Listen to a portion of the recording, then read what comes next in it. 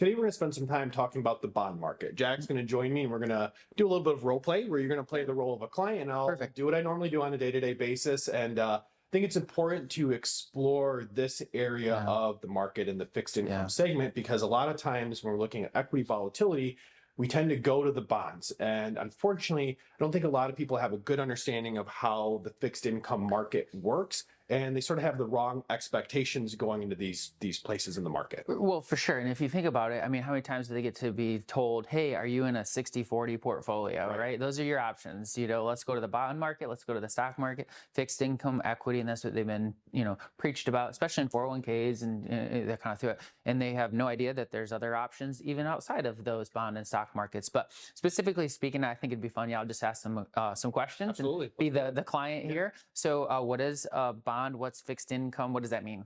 Yeah, so the biggest thing I would say is there's different types of bonds. So just like stocks, there's large cap, mid cap, small cap bonds. There's government bonds. There's fixed income bonds. There's I bonds. There's a bunch of different types of bonds. They all function a little bit differently. Corporate bonds, and they have different risks to them. So when we're looking at bonds first, we have to be careful which ones we're looking at, because they're all going to carry a little bit different level of risk, and they're all going to work a little bit differently as far as how they pay coupon payments as well as tax as well. So we have to think about municipal bonds. Do those fit into a portfolio? So when we say fixed income, that's a very big $1 trillion asset class, and there's a lot of different directions we can go with that. So if somebody comes in and says, oh yeah, I'm the client, sorry. So I have bonds in my portfolio. Is there any way for us to figure out if they're good bonds, bad bonds? Is there such a thing? Yeah, absolutely. So every bond has a rating to it, so you can be a AAA all the way down to a D bond. So, which would be more of our junk bond. So a lot of times when we do investment analytics, we run these Morningstar reports. So if we look at a mutual fund as an example, that might have a stock bond mix to it. Well, what Morningstar will allow us to kind of see is inside that bond piece, what type of bonds do we actually have? What's the credit rating? What's the risk to that bond portfolio? And I think that's the biggest thing people miss is bonds aren't a risk-free investment. They do carry risks with them. So we want to be careful with that when we're thinking about retirement planning. So we have a system that helps us measure risk.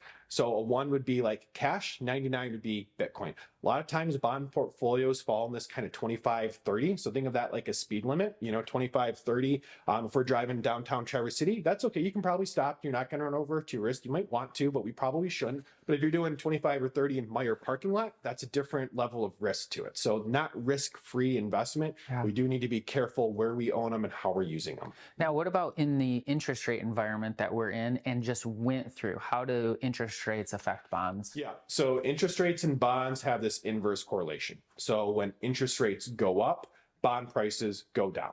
And the reason for that is if I'm wanting interest as an example, so I'm going to go out and I want to buy a 10-year Treasury bond that's paying 4%.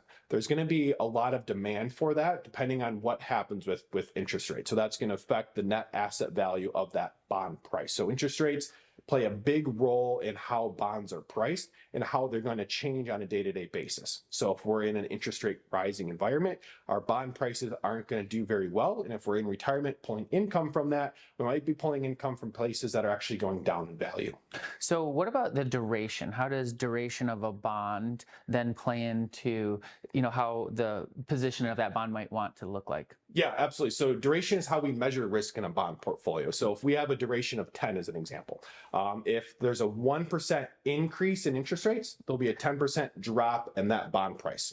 So that's a pretty big volatility scale. So I thought bonds were safe. No, that's the biggest thing is bonds are not safe. So bonds have interest rate risk. They have credit risk.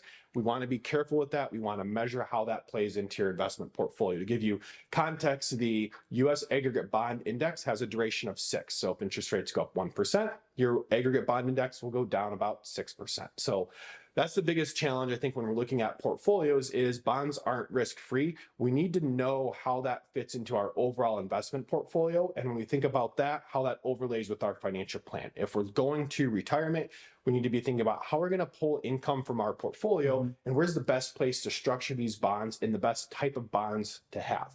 If you don't know where to get started with that analysis, please reach out to us. We have a lot of systems to help measure your risk tolerance. Build out that financial plan, and then look behind the scenes, the actual details in that portfolio to see where you maybe are overexposed with risk.